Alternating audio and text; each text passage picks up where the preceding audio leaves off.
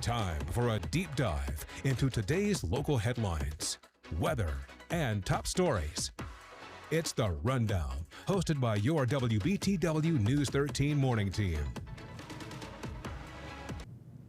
Well, good morning, everyone, and happy Friday. Yes, it's Friday. We made it to the end of the work week, and we're ending on a hot note. Yes, it's going to be the hottest day of the week. We're giving you this live look out of our Garden City because you know what? You're going to want to find some water today, to be quite honest, whether you're drinking it or you're being out on the water. And I'm sure that's why we're seeing a lot of boats not really at the marina right now. I feel like this whole area is typically full. Yeah. But yeah, some are already hitting the water, and I don't blame them. All right, well, we are going to go ahead and get into our top stories, but meteorologist Hannah Ronner will be joining us in a minute to tell us a little bit more about that forecast and the heat. But let's start with this. 4 people are displaced and 3 cats were rescued after a late night house fire happened near East Highway 9 Business and Liberty Church Road. You can see that area here on your screen now. Horry County Fire Rescue responded just before midnight to find large flames and heavy smoke. No injuries were reported, but the cause remains under investigation. Moving to another story that we've been following, 3 people have been arrested in connection with the shooting death of a Gaffney high schooler.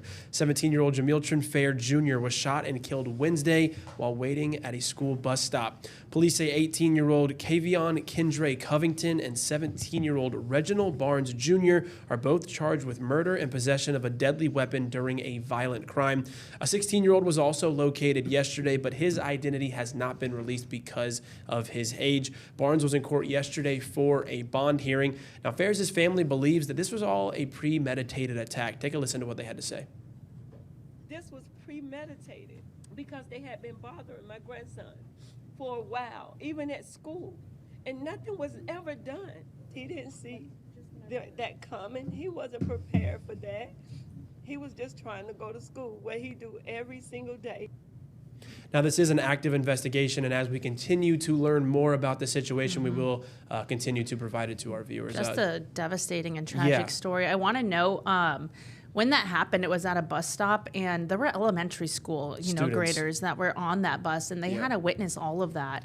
I can't even imagine, being a parent to one of those kids or even the next steps for them, because we're talking 2nd, 3rd, 4th graders. I mean, 8, 9, 10-year-olds. Not only did they witness it, but they also went to school still that day, which, I mean, is what it is, but I just couldn't imagine having to go through that and then having to go and sit through an 8-hour day it's traumatic. at a school. Yeah, certainly unfortunate situation, and we're, again, when more information comes, we will be sure to provide it. We definitely will. All right, so meteorologist Hannah Ronner is here with us now, and let's get back to talking about the heat. Hannah, hottest day of the week. Yeah, it's exactly what you said. It's very uncomfortable today. It's not too different from yesterday. So obviously, if we made it through yesterday, we have a pretty good chance of surviving today as well, of course. And it's sad to say that Monday will be even hotter than today. Wow. So yeah, hard to think that we could get much higher than that. We had a heat index of 109 yesterday in Myrtle Beach. Do you want to guess what the highest in South Carolina was? In South Carolina, 116. Yes, you're right. Wow. You heard her say it earlier. You had to. I do listen. 116 degrees in Ridgeland. So that's closer to Beaufort. So that's like very southern parts of South Carolina. They had an extreme heat warning, which is even worse than we had because we just had the heat advisory. Yes. And we have that again today. It is not that hot in South. And they don't have a coast. No, they don't have the beaches. No, Ridgeland is definitely like the Conway equivalent if you think of like Beaufort County and down there. So yeah, no, very, very hot there. Right now, the beach is relatively empty. It's still quite early, so I don't think it's that surprising just yet. And it's actually a little cooler than yesterday. Right now, it's a 2 to 5 degree difference, so not too bad. We're making it into the 80s, of course, and then those 90s will be ahead of us as well. But compared to yesterday, the heat index was 93 at this time yesterday. Right now, it's 84, so that's a nice change. And in Florence, similar, feels like the 80s. Dew points are in the 70s, and no big changes for Lumberton either. The winds are still light. The winds are still southwest. And throughout the day today, it's a very, very small rain chance again.